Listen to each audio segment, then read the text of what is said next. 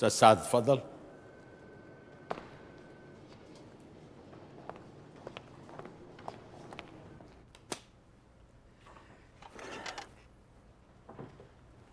دلوقتي عندنا شغل جديد. يا مسهل الحال يا رب. الشغل الجديد ده محتاج حاجات مهمة. انا تحت امر حضرتك. أهم حاجة النظافة. يبقى يا المطبخ يا الحمامات. لا لا لا لا، الشغل أهم من كده بكتير. وريني ضوافرك. برافو. قصص ضوافرك.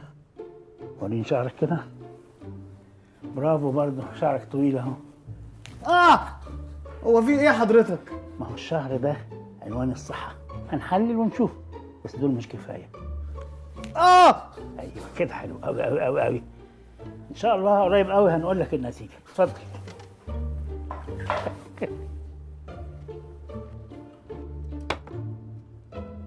استاذ سعيد اتفضل.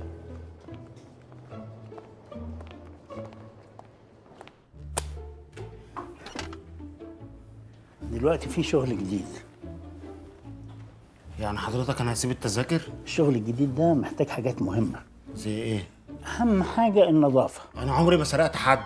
مش السرقة، نظافتك الشخصية. اتحط إيه؟ وريني ضوافرك. ضفري؟ أيوه.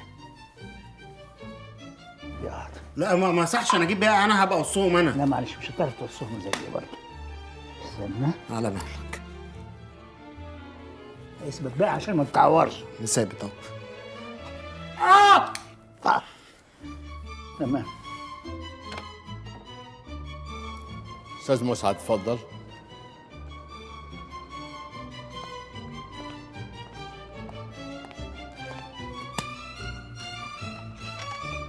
دلوقتي عندنا شغل جديد. يعني مش هترفض؟ الشغل الجديد ده محتاج حاجات مهمة. ما اي شغل محتاج حاجات مهمه. أهم حاجة النظافة. ده هيصحش الكلام ده، انا مستحمي في بيتنا.